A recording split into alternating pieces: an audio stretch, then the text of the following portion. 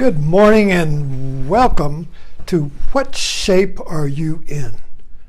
What I'm trying to do here is create the difficult task on Facebook is to create a new talk and yet have it continuous with the previous talk. So we're kind of like building on an idea instead of starting fresh every time.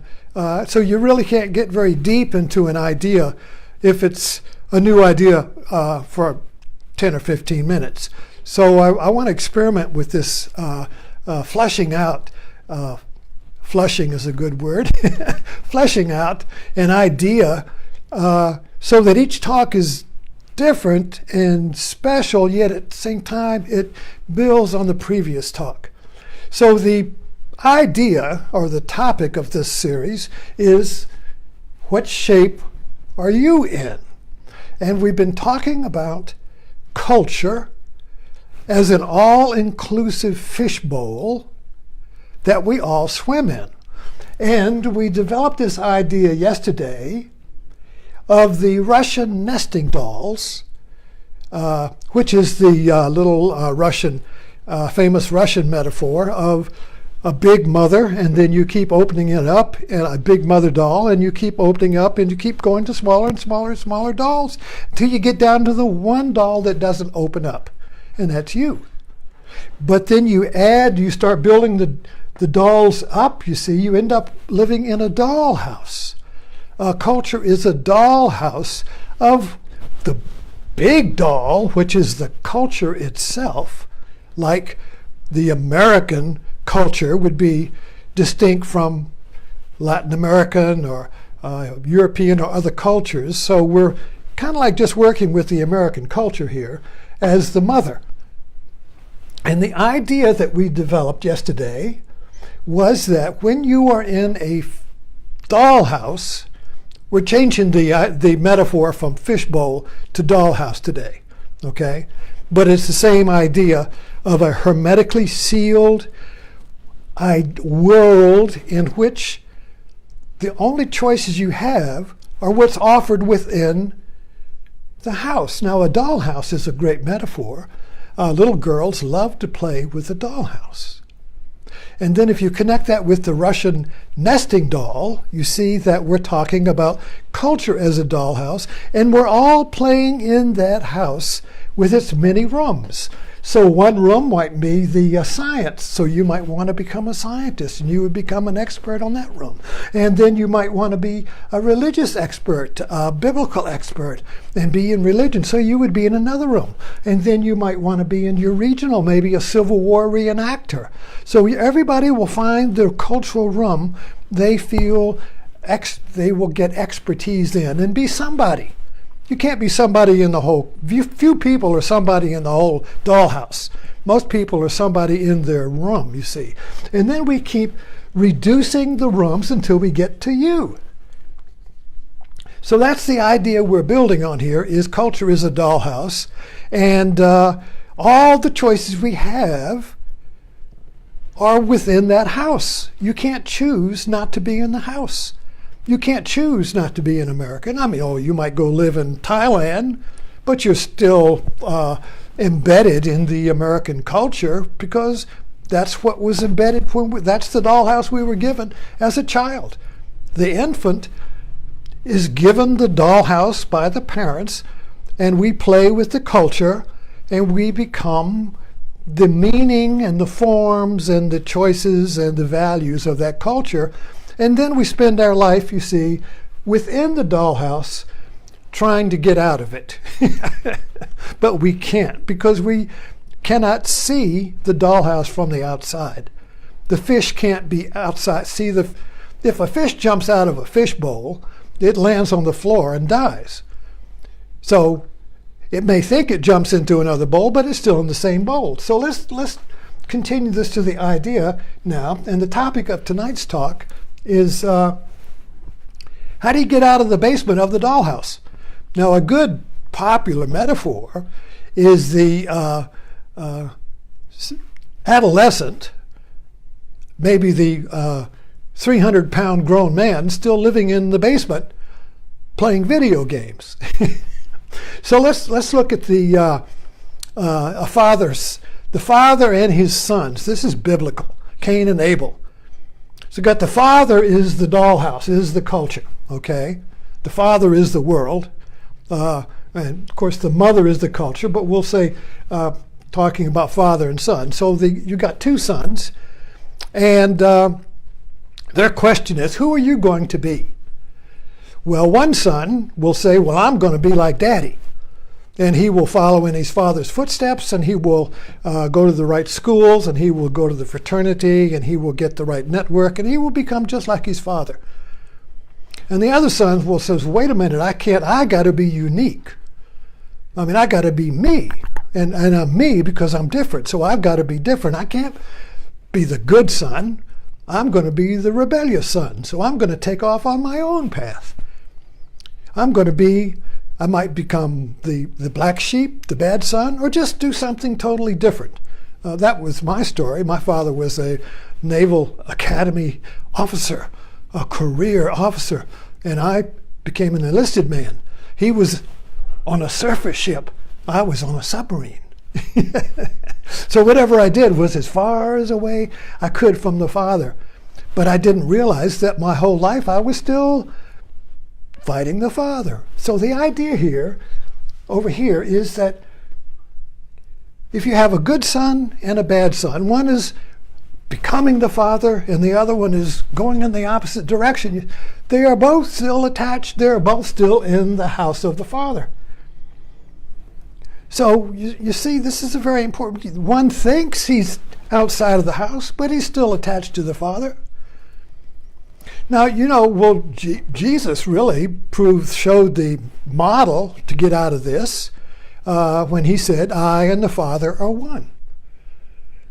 Well, what does that mean? Does that mean he was a good son? When you become the father, you are not the son anymore. So the whole division, the whole split, the whole striving to be good or to be bad disappears. So that is kind of like an indication of what it would be like to be free from the struggle of culture to be good or bad. And now another way to look at this is that if you're in one of the cultural or dollhouses, rooms, or maybe you're in the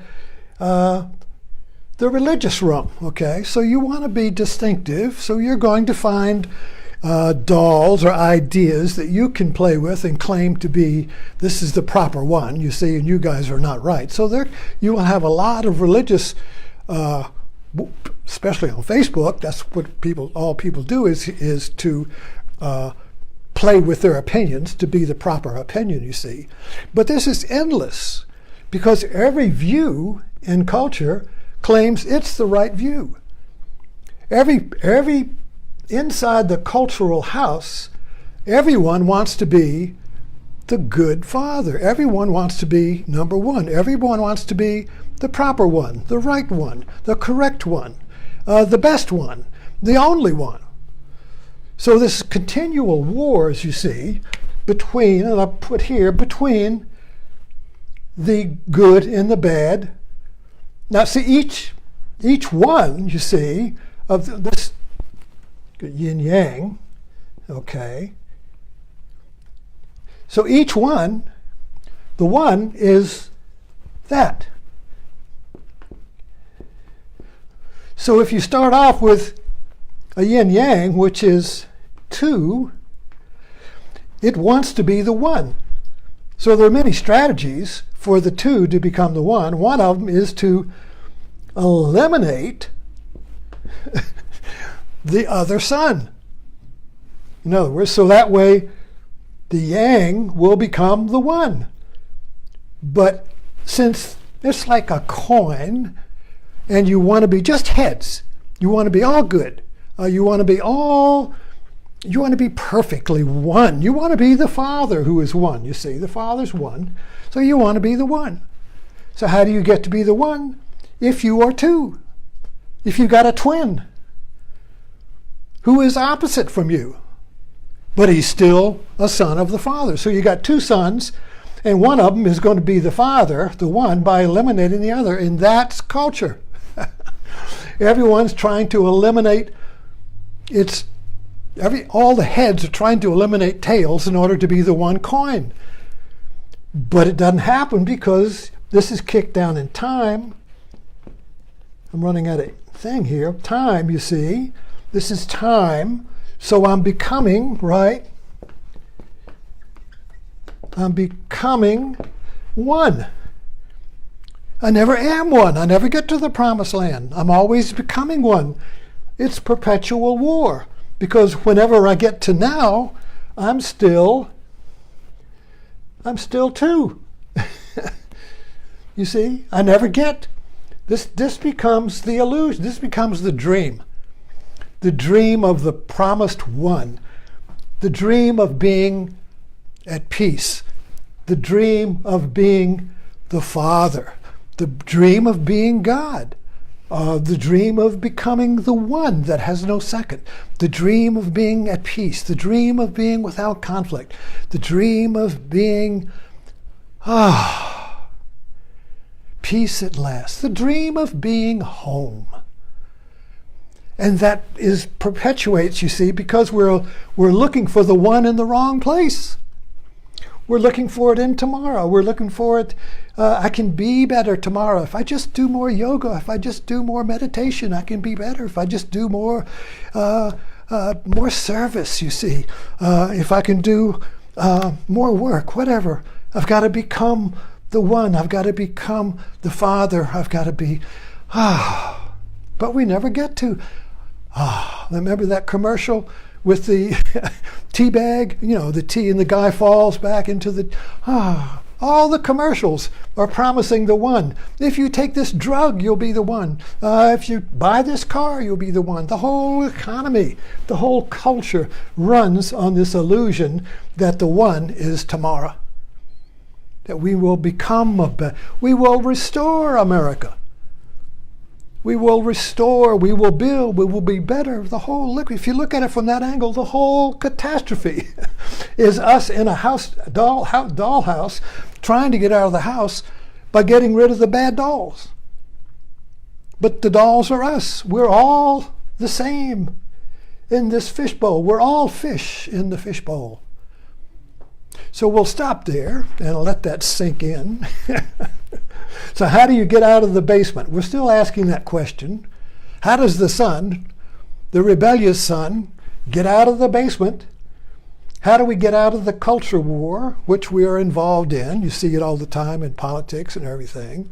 How do you get out of this eternal, it might be a religious war. How do we get out of this eternal religious war? A religious war is the war to achieve the one and be the one religion. No more rebels. Get rid of the rebels. You see, get rid of anybody who challenges my oneness. You see, I am the greatest one of all, said Ozymandias, or Yahweh. So anyway, thanks for dropping in. And we'll pick this up again. Thank you so much.